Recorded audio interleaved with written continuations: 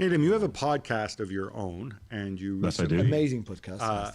You recently had a chat with Noel Gallagher. Is it fair to say, is he the most famous City fan in the world? Yeah, surely. He mentioned somebody else, but I think I'm pretty sure it's him. Yeah.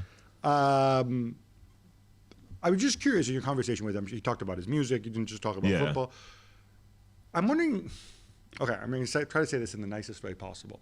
No, if you're a footballer, a retired footballer in your case, I wonder if there's a parallel between that and being a musician, where you kind of, I don't want to say you necessarily peak, but in some ways, you have the peak of your success in your 20s, maybe early 30s.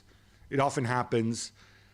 And then afterwards, and especially with musicians who record a phenomenal album and write phenomenal music like he did, does he feel like he's spending the rest of his life trying to live up to that?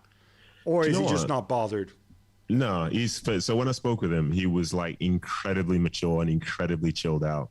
And he's not bothered about trying to be as good as he was because he's very confident in who he is right now. And obviously they had huge success when they were in Oasis, but now he's got his own band, which has been going on for 10 years.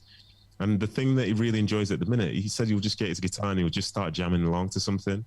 He's just creating so many things. And I suppose that's the difference between, say, football and music and so on.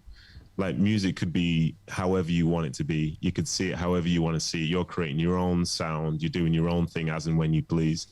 Whereas with football, like, I could go and get a ball now and start doing some keep-ups or something, but it's not going to give me the same joy as somebody who's making sounds. No, also because your body deteriorates, right? You might be smarter than you are when you were playing professionally. You might be as good technically, but physically, obviously, there's a decline. With Noel as well, he said that obviously for Oasis, that's where lots of their big success came, but he's better now than he was then. And that's another big parallel. Yeah, literally, because he's like, he never confesses to be the best guitarist, doesn't confess to be the best singer, but he was singing now, whereas back then he was just, he was reciting lyrics essentially. So that level of creativity can come with time. This is a man in his 50s.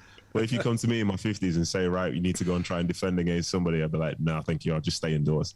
That's the way it's going to be. I'm disappointed you didn't mention to him how good singer you are, as we saw on the show, and all the listeners know already.